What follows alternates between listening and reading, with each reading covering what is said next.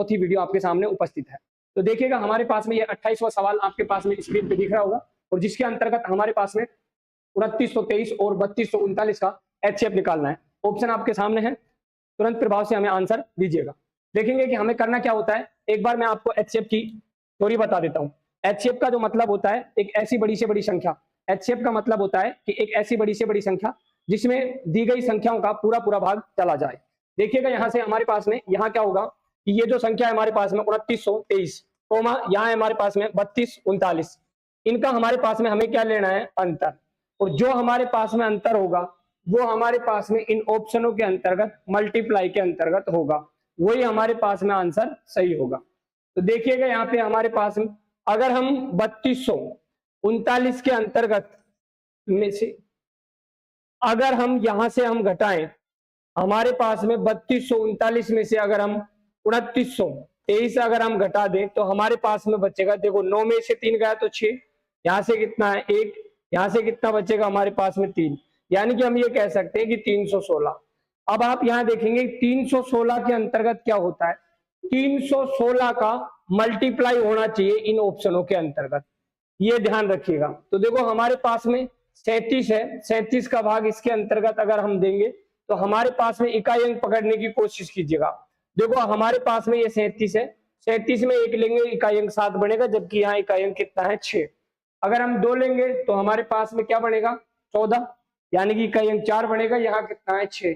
फिर उसके बाद में हमने लिया कितना 3, 21 नहीं है, 4 लिया 28 नहीं है, 5 लेंगे 35 नहीं है, 6 लेंगे 42 2 नहीं है, 7 अगर लेंगे 49 नहीं है, फिर अगर हम 8 लेंगे 7 8 56, तो करके देखते हैं।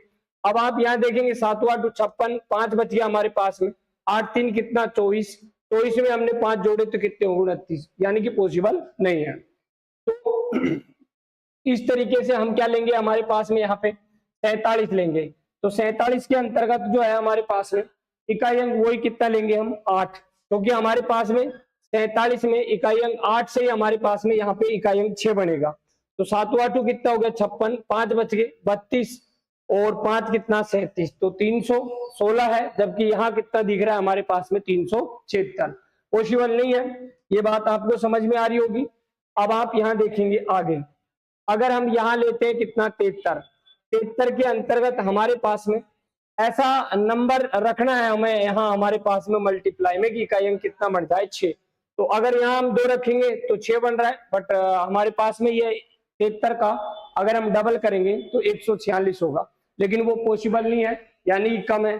अगर हम आगे भी इसी तरीके से रखेंगे तो भी हमारे पास में पॉसिबल नहीं है।